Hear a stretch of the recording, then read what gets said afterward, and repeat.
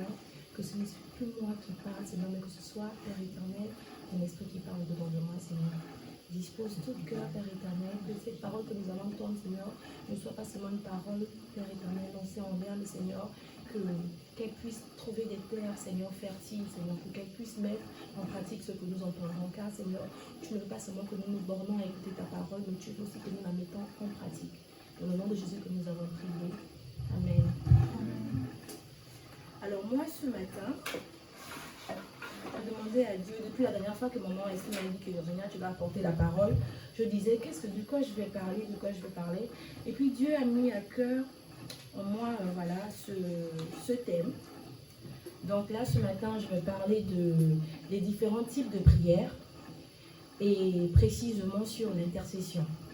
Donc c'est ça le thème de ce matin, l'intercession. C'est qu'on a plusieurs sortes de types de prières. On a la supplication, on a l'adoration, on a plein. Mais là, moi, ce qui m'intéresse ce matin, c'est vraiment l'intercession. Bon. Et qu'est-ce qu'on entend par intercession? C'est quoi l'intercession? Ici, d'après le dictionnaire, on entend par intercession le fait de prier, en fait. Pas d'après le dictionnaire, d'après un peu la définition biblique. Hein. On entend par intercession le fait de prier en faveur de quelqu'un. Prier en faveur. Ça veut dire que quand on intercède, c'est pas nous. On se met d'abord à côté, mais on prie en faveur de quelqu'un. Pas forcément en faveur de quelqu'un, aussi en faveur de... Ça peut être un pays, ça peut être voilà, de tout ce qui nous monte à cœur. Donc, c'est vraiment... C'est une prière où on s'oublie. Donc, on est plus tourné vers notre prochain. Alors, c'est une forme de prière qui nous emmène devant Dieu. Donc, non pas pour nous, mais pour notre prochain. Enfin, qu'on veut que Dieu puisse agir dans la vie de notre prochain. Donc, on s'oublie, on veut que Dieu puisse intervenir. Donc, c'est ça l'intercession. C'est prier en faveur de pouvoir la main de Dieu dans la vie de cette personne. C'est ça l'intercession. Et comme dit, on va lire la parole de Ézéchiel.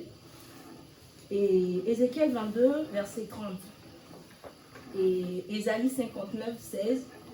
Si il y a des personnes qui trouvent, ils peuvent lire en premier. Hein. Donc Ézéchiel 22, verset 30. Ésaïe 59, verset 16. On va voir ce que Dieu dit par rapport à l'intercession. Sachez que l'intercession, c'est aussi se tenir à la brèche. Hein. Donc voilà, se tenir dans le lieu secret. Ézéchiel 22, verset 30. Et Ésaïe 59, verset 16.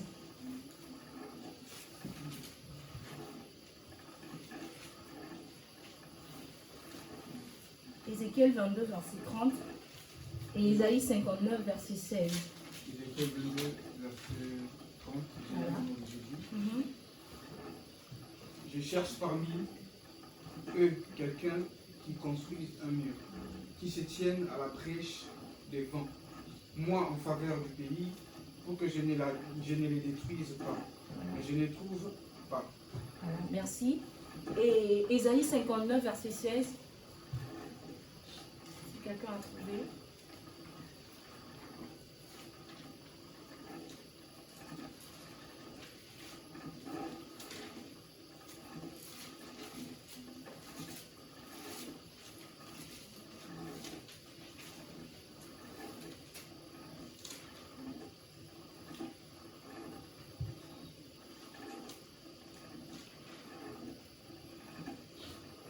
Je lis la parole de Dieu dans Ésaïe 59, verset 16. La Bible dit, l'Éternel voit d'un regard indigné, il voit qu'il n'y a pas un homme, il s'étonne de ce que personne n'intercède. Dieu dit, il s'étonne de ce que personne n'intercède.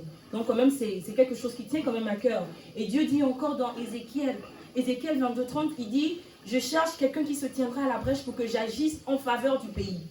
Donc pour que Dieu puisse agir en faveur du pays, il faut que quelqu'un puisse se mettre à la brèche. Il faut que quelqu'un puisse intercéder. Comme la Bible dit, Dieu a donné la terre au Fils de l'homme. Les cieux sont les cieux de Dieu, mais la terre appartient au Fils de l'homme. Donc ça veut dire que Dieu, c'est un Dieu qui quand même, il respecte sa parole. Pour que la volonté de Dieu puisse s'accomplir sur la terre, il faut que quelqu'un puisse prier pour ça.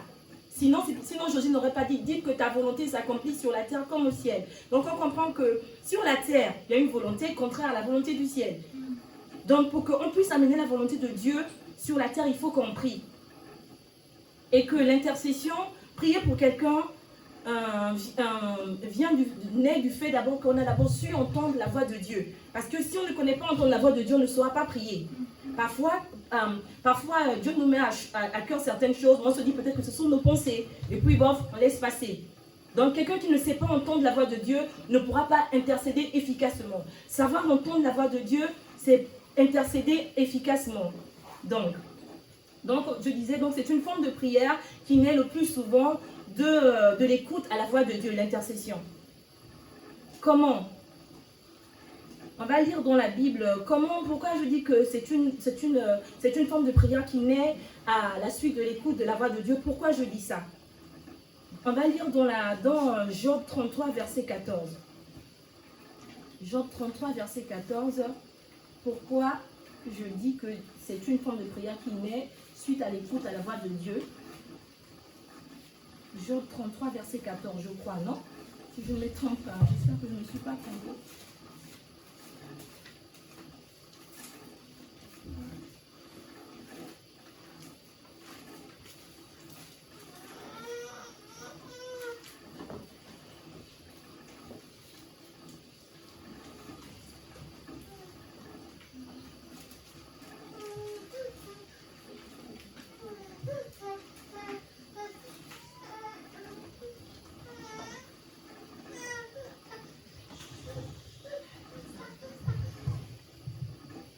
Alors, la Bible dit, dans Job 33, verset 14, « Dieu parle cependant tantôt d'une manière, tantôt d'une autre, on n'y prend point garde. » Donc, Dieu nous parle tous, tantôt d'une manière, tantôt d'une autre, mais on n'y prend point garde. Donc, comment on peut intercéder si on ne prend pas garde à ce que Dieu nous dit? Vraiment, la vie chrétienne, comme on dit souvent, ce n'est pas une vie seulement où on doit être centré sur nous. C'est aussi une vie où, comme Dieu nous dit,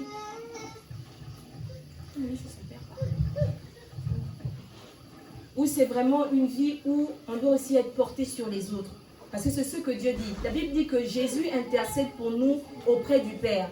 Donc nous, en tant que chrétiens, quand on va dans le lieu secret, on ne doit pas seulement penser à nous. Nous, Seigneur, moi.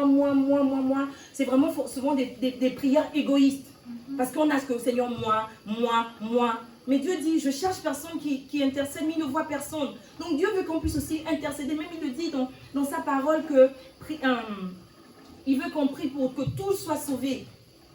En ces temps de la fin, ayons ce fardeau, l'intercession.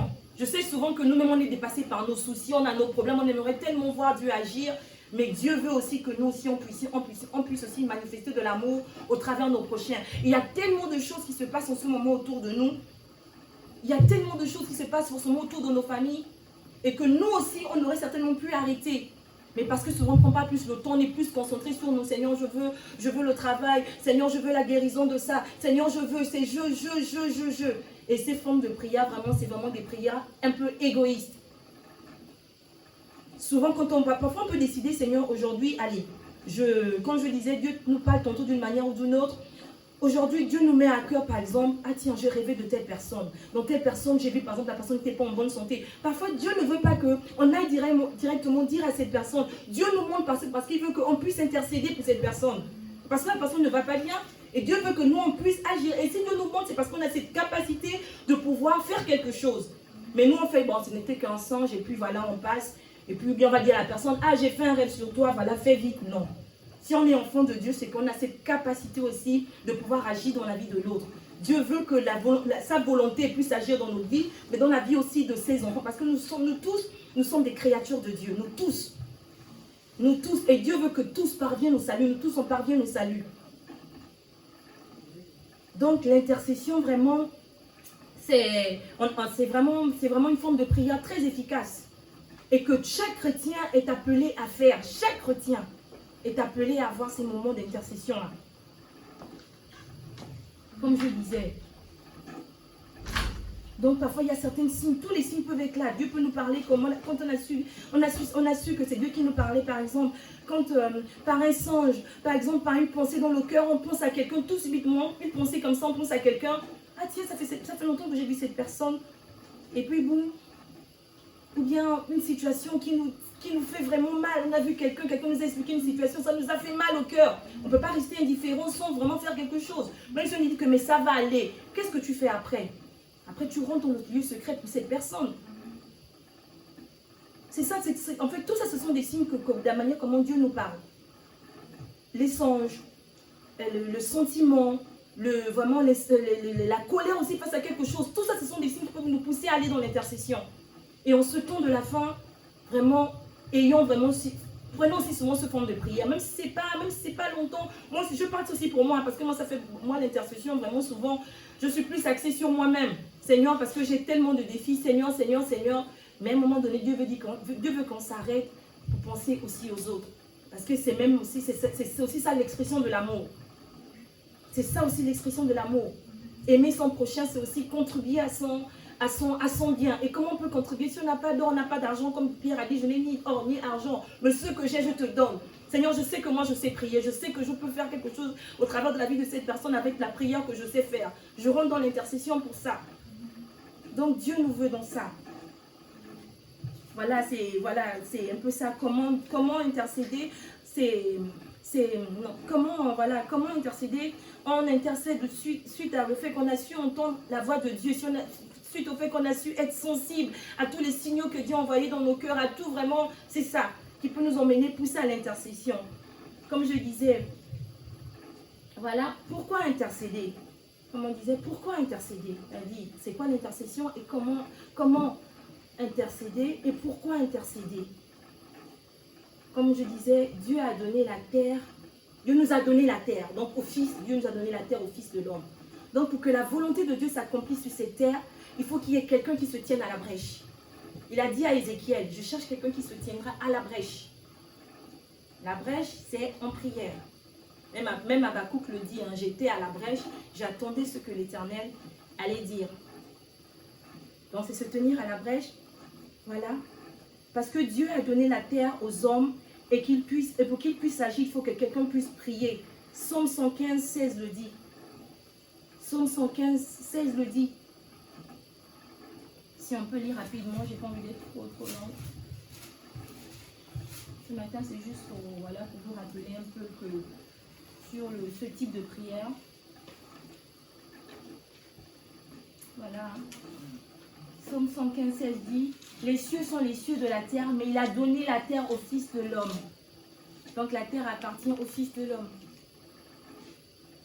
Dieu, c'est un Dieu qui respecte beaucoup sa parole. Si que les gens disent, mais pourquoi il y a trop de problèmes et puis Dieu n'agit pas vraiment? Si Dieu était, est-ce qu'il devait avoir tout ça? Mais si personne ne prie, comment la volonté de Dieu va s'accomplir? C'est pour ça. On regarde les choses se faire. Dieu regarde aussi, Dieu c'est un Dieu qui respecte sa parole. Il dit que moi, pour que je puisse agir dans la vie de quelqu'un, c'est un Dieu galant. C'est vrai qu'il fait ce qu'il veut, il agit comme il veut, mais il est très galant.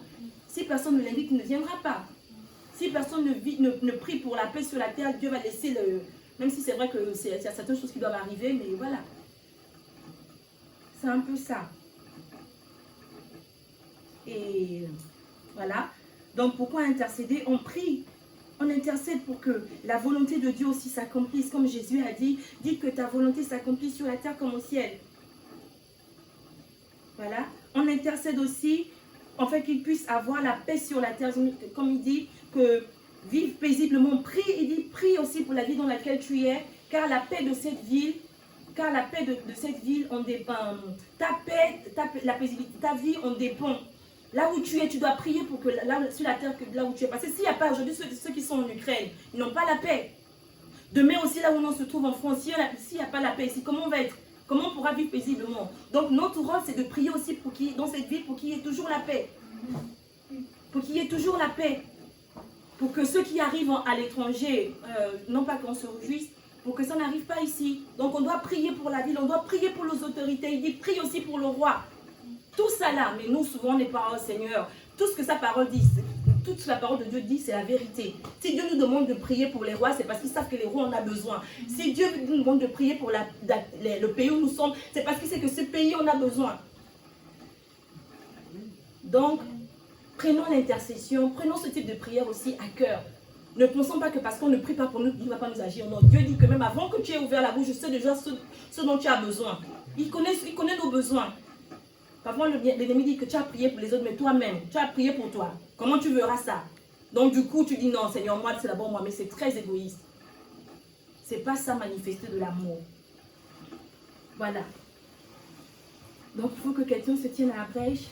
Il faut que, voilà, il faut que quelqu'un puisse faire venir la volonté de Dieu sur la terre par l'intercession. Il y a tellement, mais vraiment, j'essaie d'aller un peu plus vite. Voilà. Et pour que, comme on dit souvent aussi, lorsqu'on intercède, on ne doit pas seulement intercéder. Et puis on a dit, bon Seigneur, j'ai prié, Seigneur, voilà, pense à Virginia, toi-même tu connais comment elle vit, comme ça, là, boum, voilà, Seigneur, agit dans sa vie pour que, voilà, tout ça arrive, boum.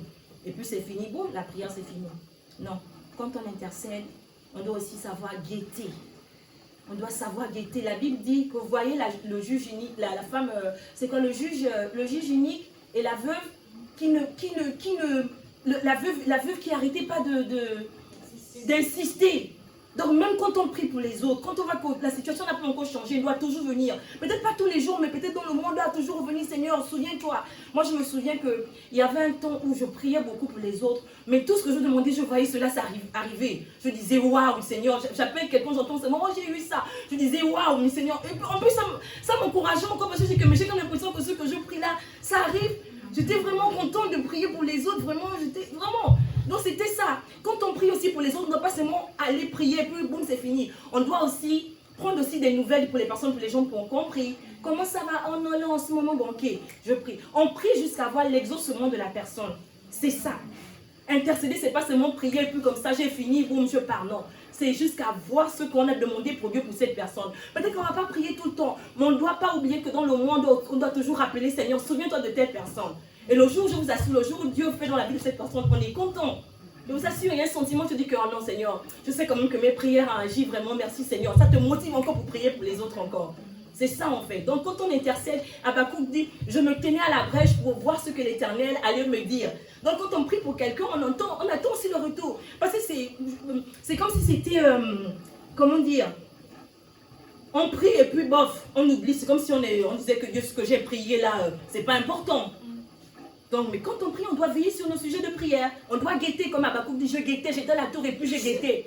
Donc on guette, oh toi là-bas, comment va? Ah, ma situation là toujours, bon, je vais revenir encore. Et toi là-bas, oh non, je te jure que non, Manélie, vraiment tout ça. Ah, comme tu sais que bon, c'est bon, allez, next, prochain sujet encore. C'est ça, en fait, on doit guetter.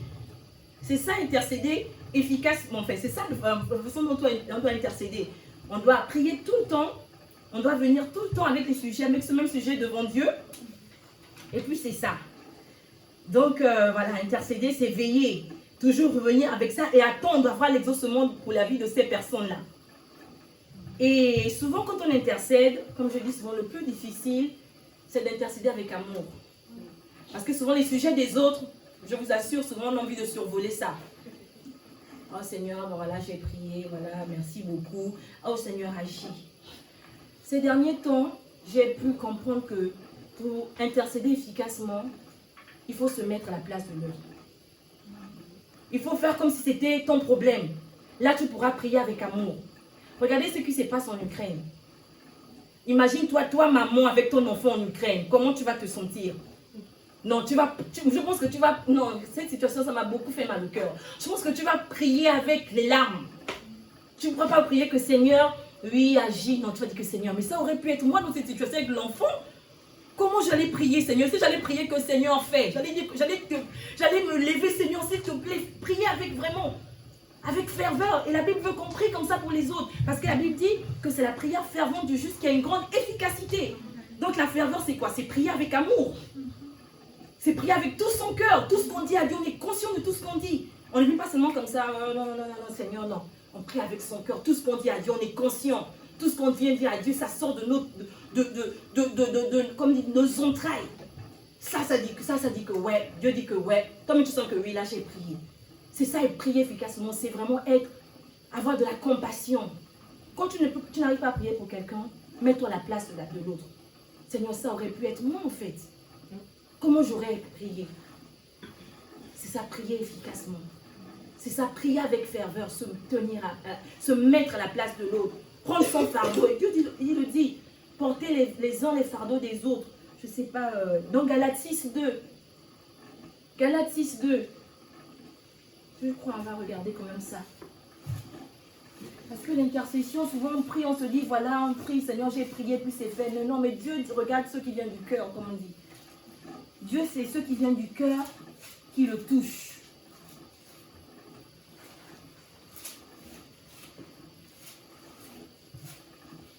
Si quelqu'un a trouvé, pardon, qui lise, hein? Galates 6:2, Ouais. de Jésus. Portez les fardeaux les uns des autres et accomplissez ainsi la loi de Christ. Merci. Donc la loi de Christ, c'est qu'on porte les fardeaux les uns des autres. C'est ce que Dieu veut. C'est ce que Dieu veut de nous. C'est pas seulement qu'on aille là-bas dans le lieu secret là pour nous. Zambé, Zambé, Seigneur, Seigneur. Ngaoyo, Ngaoyo. Non. Frères et sœurs. En ce temps vraiment, c'est vrai que quand on regarde un peu les événements, on se dit que waouh Seigneur, le monde a vraiment besoin de la prière. Quand on voit aussi nos familles, on se dit que waouh Seigneur, telle personne a vraiment besoin de la prière. Soyons sensibles. Dieu veut qu'on puisse accomplir sa loi. Dieu intercède pour nous auprès de Jésus. Donc on dit que tout disciple accompli est comment? Hein? Tout disciple normalement est fait comme son maître. Tout disciple accompli, il copie son maître. Si Jésus intercède pour nous, nous aussi on doit intercéder pour les autres. On ne doit pas seulement rentrer dans le lieu secret pour nous. Quand tu pries et que quelqu'un te vient à l'idée en tête, prie pour cette personne, mais prie avec amour. C'est quand tu vas prier avec amour là que Dieu va te bénir encore. C'est ce que Dieu nous attend. Dieu attend ça de nous. C'était un peu ça ma parole ce matin. C'était un peu ça ce que Dieu m'a mis à cœur ce matin, de nous réveiller un peu sur l'intercession. Beaucoup souvent s'oublient, on pense plus à nous, mais vraiment dans ces temps-là, pensons aux autres. Portons les autres à cœur et Dieu nous bénira encore. Amen. Amen. Que Dieu vous bénisse. Voici, c'était ça ma parole.